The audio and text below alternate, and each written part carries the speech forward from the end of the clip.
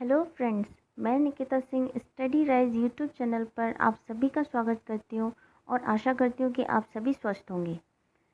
तो आज practice set श्रृंखला में ये हमारा दूसरा प्रैक्टिस सेट है और आगामी प्रतियोगी परीक्षाओं के लिए यह श्रृंखला महत्वपूर्ण रहेगी। तो चलिए स्टार्ट करते हैं। उससे पहले मेरे चैनल को सब्सक्राइब और लाइक कमेंट शेयर ज़रूर करना। तो चलिए स्टार्ट करते हैं। तो आज के प्रैक्टिस सेट नंबर 2 में पहला क्वेश्चन है, क्वाशरकोर नामक रोग डैश किसकी कमी से होता है। ऑप्शन है कार्बोहाइड्रेट, प्रोटीन, विटामिन या आयोडीन। तो इसका जवाब हो जाएगा क्वाशरकोर नामक रोग प्रोटीन की कमी से होता है। चलिए बाकी ऑप्शन भी देख लेते हैं।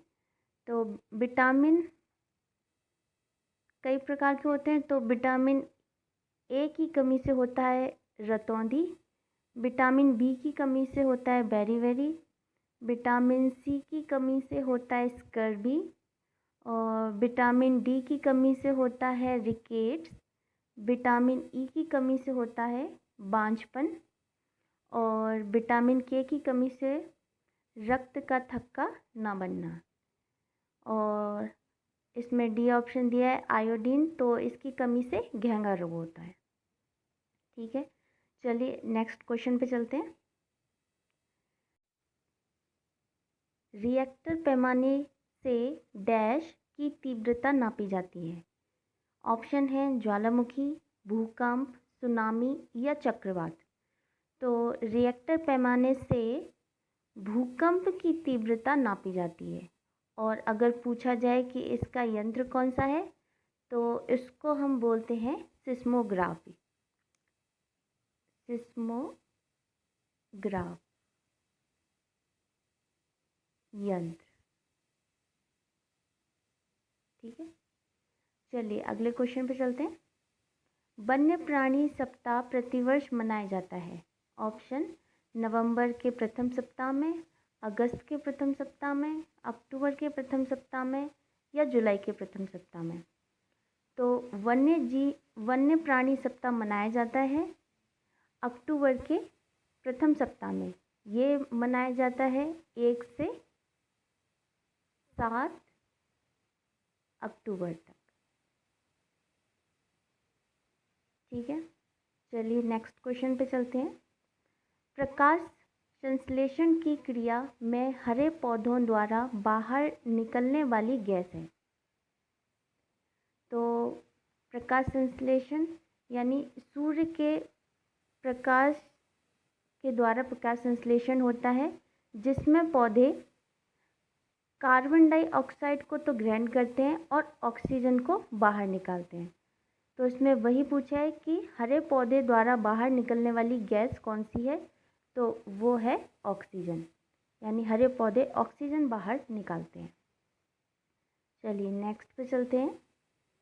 चावल को पॉलिश करने पर कौन सा विटामिन नष्ट हो जाता है। ऑप्शन एस्कॉर्बिक अम्ल, कैल्सीफेरॉल, थायरॉक्सिन या थायमिन। तो चावल को पॉलिश करने पर जो विटामिन नष्ट होता है उसका नाम है थायमिन। ये चारों रासायनिक नाम दे रखे हैं। तो थायमिन को हम बोलते हैं B1 और इसको देखें एस्कॉर्बिक अम्ल, तो ये किसका रासायनिक नाम है। तो ये है विटामिन सी का, विटामिन सी। और कैल्सीफेरॉल देखें तो ये है विटामिन डी और ये थायमिन हो गया B1। ठीक है, और इससे रोग कौन सा होता है, बेरीबेरी। चलिए नेक्स्ट क्वेश्चन पे चलते हैं। लौंग एवं केसर पौधे के किस भाग से प्राप्त होते हैं। ऑप्शन है जड़, तना, फूल या फल। तो लौंग एवं केसर ये दोनों फूल हैं। ठीक है, ये दोनों फूल हैं। तो इसमें और ऑप्शन देख लेते हैं। जड़ क्या क्या होती है, जैसे गाजर, मूली, ये सारी जड़ें हैं। और तना देखें तो प्याज हुई, आलू, अदरक, ये सब तना है। और फल तो आप जानते ही हैं। और इसमें एक क्वेश्चन और बन सकता है कि लौंग सबसे ज़्यादा कहाँ उगाई जाती है, मतलब सबसे ज़्यादा कहाँ पर होती है। तो लौंग सबसे ज़्यादा होती है केरल में, और केसर की पूछी जाए तो ये होती है जम्मू एंड कश्मीर में। ठीक है, तो इसका ऑप्शन था फूल। चलिए नेक्स्ट प्रश्न पर चलते हैं। निम्न में से कौन सा उत्तराखंड का राज्य प्रतीक नहीं है? पहला ऑप्शन है मोनाल, बुरांश, बाघ या कस्तूरी मृग। तो बाघ हमारा राष्ट्रीय पशु है, और इसमें ये तीनों ऑप्शन देख लेते हैं। मोनाल है राजकीय पक्षी, ये उत्तराखंड का राजकीय पक्षी है। बुरांश है वृक्ष यानी पेड़, ये राजकीय पेड़ है। और कस्तूरी मृग ये राजकीय पशु है। तो इसका जवाब है बाघ, ऑप्शन सी। चलिए अगले प्रश्न पर चलते हैं। हमारे पर्यावरण को बचाने के लिए 3 प्रकार के आर हैं। ऑप्शन: कम उपयोग, पुनर्चक्रण, पुनर्निर्माण; पुनः उपयोग, पुनर्संरचना, पुनर्निर्माण; कम उपयोग, पुनर्चक्रण और पुनः उपयोग; और कम उपयोग, पुनर्चक्रण और पुनर्संरचना। तो इसका जवाब है ऑप्शन सी, यानी कम उपयोग, पुनर्चक्रण और पुनः उपयोग। तो 3 आर होते हैं। एक होता है रिड्यूस, दूसरा होता है रिसाइकिल, और तीसरा होता है रीयूज़। तो इसका जवाब है ऑप्शन सी। चलिए नेक्स्ट क्वेश्चन पे चलते हैं। ऊर्जा का अप्रदूषकीय स्रोत है। ऑप्शन: नाभिकीय ऊर्जा, सौर ऊर्जा, पेट्रोल और डीजल। तो इसका जवाब है सौर ऊर्जा। ऊर्जा का अप्रदूषकीय स्रोत है सौर ऊर्जा, क्योंकि सूर्य की किरणें से किसी प्रकार का कोई प्रदूषण तो होता नहीं है। तो ऊर्जा का अप्रदूषकीय स्रोत है सौर ऊर्जा। चलिए अगले प्रश्न में चलते हैं। पृथ्वी का ऊष्मायन का अर्थ है। पृथ्वी का ऊष्मायन का अर्थ है। तो ऑप्शन है: ग्रीन हाउस गैसों द्वारा पृथ्वी के तापमान में वृद्धि, समुद्र में ज्वार भाटा आना, घने जंगलों से वायुमंडल में गैस उत्सर्जन, या पवन ऊर्जा के कारण पृथ्वी के ताप में वृद्धि होना। अच्छा, तो पहले इसका मतलब देख लेते हैं कि पृथ्वी का ऊष्मायन क्या होता है। इसका सीधा सा मतलब होता है पृथ्वी के तापमान में वृद्धि होना। पृथ्वी के तापमान में वृद्धि होना, या फिर हम इसको वैश्विक ताप वृद्धि भी कहते हैं। तो इसमें इसका जवाब होगा ग्रीन हाउस गैसों द्वारा पृथ्वी के तापमान में वृद्धि। ठीक है, अब नेक्स्ट क्वेश्चन पे चलते हैं। कार्बन डेटिंग विधि प्रयुक्त की जाती है। कार्बन डेटिंग विधि प्रयुक्त की जाती है। ऑप्शन है: स्थान ज्ञात करने में, वस्तु की आयु ज्ञात करने में, लिपि को पहचानने में, या वस्तु की पहचान करने में। तो पहले ये समझ लेते हैं कार्बन डेटिंग विधि होती क्या है। तो ये जंतुओं एवं पौधों के प्राप्त अवशेषों की आयु निर्धारण करने की विधि होती है। इस कार्य के लिए कार्बन C14, ये आपने सुना होगा, का प्रयोग किया जाता है। ठीक है, तो इसका जवाब है वस्तु की आयु ज्ञात करने में कार्बन डेटिंग विधि प्रयुक्त की जाती है। चलिए अगले क्वेश्चन पे चलते हैं। अम्लीय वर्षा से ऐतिहासिक इमारतों तथा मूर्तियों का संक्षारित या क्षरण होना कहलाता है। ऑप्शन है dry deposition, stone leprosy, aerosol या इनमें से कोई नहीं। तो अम्लीय वर्षा होती क्या है? ये एक मिश्रण होता है किसका? इसमें होता है SO2 यानी सल्फर डाइऑक्साइड या नाइट्रोजन ऑक्साइड। ठीक है, तो इसका जवाब है स्टोन लेप्रोसी। मतलब जो इमारतें होती हैं उसमें दरार पड़ना या उनका कलर चेंज होना, तो ये स्टोन लेप्रोसी कहलाता है। चलिए अगले प्रश्न पर चलते हैं। स्पर्श गंगा अभियान का मुख्य उद्देश्य है, क्या है? स्वास्थ्य सुरक्षा, गंगा की स्वच्छता, नदियों को जोड़ना या मंदिरों का जीर्णोद्धार। तो स्पर्श गंगा अभियान का मुख्य उद्देश्य है गंगा की स्वच्छता। तो ये स्टार्ट हुआ था स्पर्श गंगा अभियान 2009 में। ठीक है, चलिए अगले प्रश्न पर चलते हैं। मिनीमाटा रोग प्रदूषण जनित रोग है जो परिणाम है किसका? समुद्र में बिखरे तेल का, वायुमंडल में आर्सेनिक जमा होने का, औद्योगिक पारा अपशिष्ट को पानी में छोड़ने का या मनुष्य के कार्बनिक अपशिष्ट को पीने के पानी में छोड़ने का। तो इसका जवाब है औद्योगिक पारा यानी मरकरी अपशिष्ट को पानी में छोड़ने का। ठीक है, चलिए अगले क्वेश्चन पे चलते हैं। अंतर्राष्ट्रीय स्तर पर वन्य जीवों की सुरक्षा हेतु संस्था है, कौन सी है? IUCN, यूनिसेफ, IUPAC या WHO।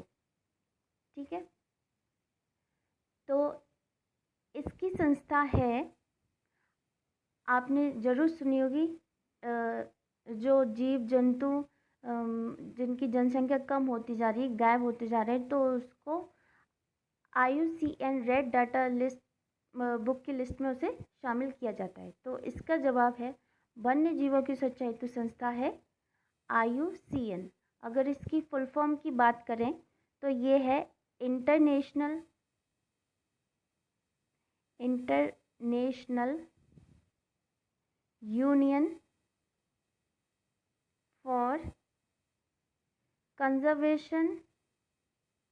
Conservation of nature. ठीक है,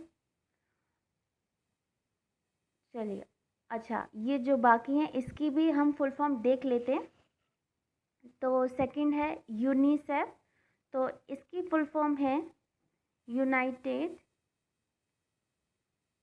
Nations Children's Fund. United Nations Children's Fund. ठीक है, फिर तीसरी है WHO, तो इसकी तो पता ही है, वर्ल्ड हेल्थ ऑर्गेनाइजेशन। और फिर है IUPAC, तो इसकी होती है international union of pure and applied chemistry. ठीक है, यानी रसायन शास्त्र की उन्नति के लिए ये संगठन बनाया गया था IUPAC। तो इसका जवाब है 136 का ऑप्शन ए IUCN। चलिए नेक्स्ट क्वेश्चन पे चलते हैं। भारत के किस राज्य में पानी पंचायत प्रारंभ हुई? ऑप्शन है केरल, राजस्थान, आंध्र प्रदेश या महाराष्ट्र। तो ये पानी पंचायत प्रारंभ हुई महाराष्ट्र में। महाराष्ट्र में एक जगह है, उसका नाम है माहूर, उसमें ये पानी पंचायत प्रारंभ हुई। ठीक है, चलिए नेक्स्ट पे चलते हैं। ओजोन परत सूर्य से आने वाली किन किरणों को रोकती है? अवरक्त किरणें, एक्स किरणें, परावैंगनी किरणें या उपरोक्त में से कोई नहीं।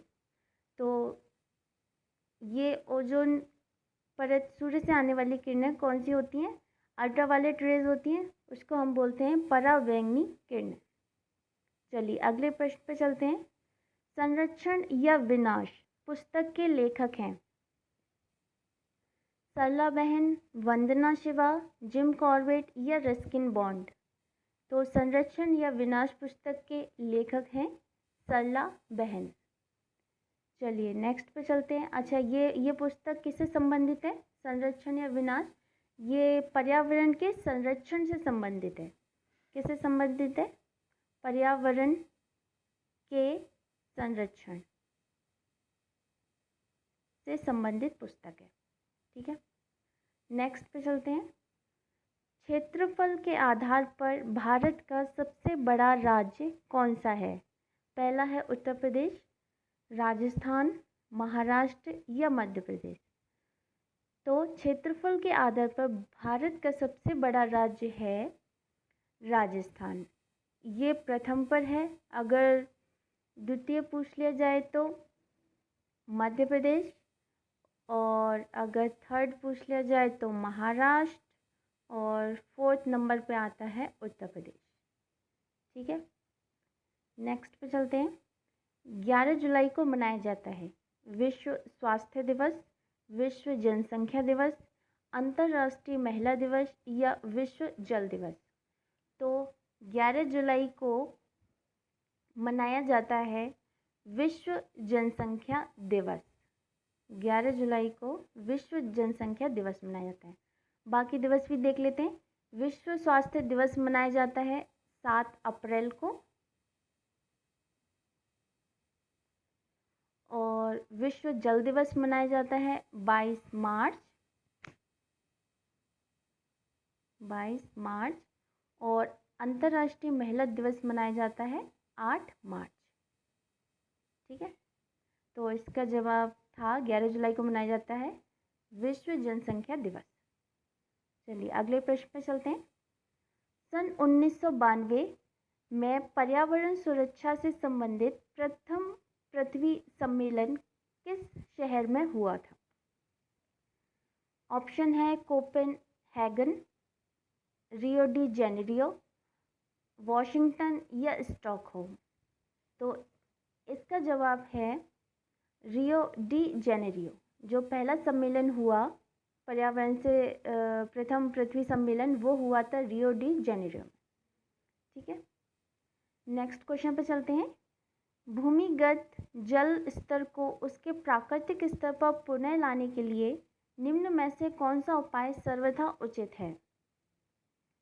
पहला है पारंपरिक फसलों को उगाया जाना, धान और गन्ने के उगाने का क्षेत्र बढ़ाया जाना, पाताल तोड़ कुओं को अधिक निर्माण किया जाना, या औद्योगिकरण को बढ़ावा दिया जाना। तो इसका जवाब है पाताल तोड़ कुओं का अधिक निर्माण किया जाना। ठीक है, तो ये थी आज की वीडियो। आई होप आपको अच्छी लगी होगी। चलिए मिलते हैं नेक्स्ट वीडियो में, तब तक के लिए धन्यवाद।